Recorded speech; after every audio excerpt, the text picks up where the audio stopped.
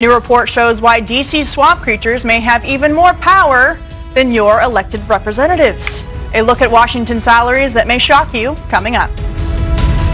Well, the economy is much improved for blue-collar workers under President Trump's leadership, but another group that continues to do astonishingly well are employees of the federal government. According to a new report by the watchdog group Open the Books, the federal government pays its workers $1 million per minute, $66 million per hour, and $524 million per day. Great paycheck. And at 78 federal government agencies, the average employee compensation exceeded $100,000 in 2016. All of that is being paid for with your tax dollars. So for more, let's bring in from Chicago the CEO and founder of Open the Books, Adam Andrzejewski, right? Andrzejewski? Is that your name? You got it, Katie. All right, sounds good.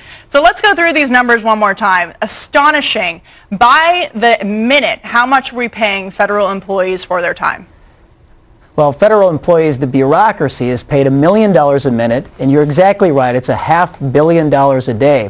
What we also found when we not only opened those books, but we audited them, our team of auditors found that there are 30,000 federal bureaucrats that out-earn every governor of the 50 states at $190,000 a year. That's their salary. We also found that if you're a highly compensated federal bureaucrat, and we define that as over $200,000 a year of salary and bonus, the number of federal employees has increased over the course of the last 6 years by 165%. So what about that? The president has been criticized for not filling all the positions in the federal government. Can the federal government function without filling these positions, and would it actually make it more beneficial for taxpayers?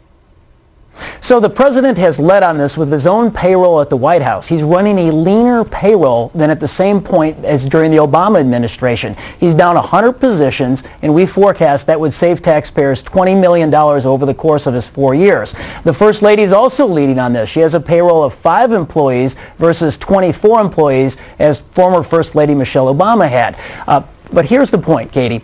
Everybody watching the program here tonight needs to come to openthebooks.com. We have mapped the 2 million federal bureaucrats by zip code so everyone can see in their own zip code a small piece of the swamp, a small piece of the federal bureaucracy.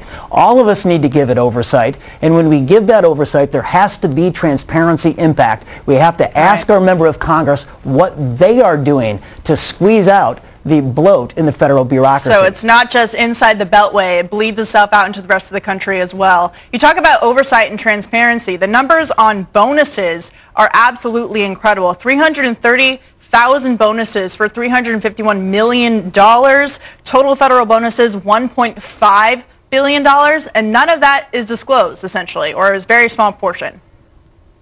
Right, only 1/3 of the total bonuses are actually disclosed, and this is a real problem. It's a transparency problem because the unions, the federal unions, negotiated into their contract that the performance bonuses, that's $1.1 billion worth of performance bonuses, aren't disclosed. They aren't disclosed to we the people on who gets what in terms of performance bonus. And we showed that small federal agencies, there's an agency out in San Francisco, California, they only employ 300 people, but out of the 4 largest bonuses last year, they had 3 of them. These are not rocket scientists, they're not curing cancer, they're a land management organization, and the top bonus in the entire federal system went to their human resource manager. It was $141,000 last year. So how is that? I mean, how is it that this is negotiated at such a high rate? As we said at the beginning of the segment, many of these bureaucrats are being paid as much or more than elected senators. I mean, how does that process work, and how do they get to those numbers? Well, it's not only the compensation on salary and bonuses, but it's also other perquisites like paid time off. So if you're a federal bureaucrat and if you hit your 3-year anniversary, you stand in line to get 8.5 weeks of paid time off. It's 10 holidays, 13 sick days, 20 vacation days, 43 days a year of paid time off. That's a perk that costs taxpayers every single year $22 billion. Sounds like Europe, European style living and working to me inside the Beltway and outside, as you pointed out. The 2018 elections are coming up. Republicans have been running for years on cutting spending. Spending cuts are always very difficult, but if you could advise politicians and congressmen on Capitol Hill who are worried about this issue, what would you say to them in terms of how to make sure that taxpayer dollars aren't being abused in this way? 2 cuts for $2 billion, really quickly, and the bonus program. It's $1.5 billion.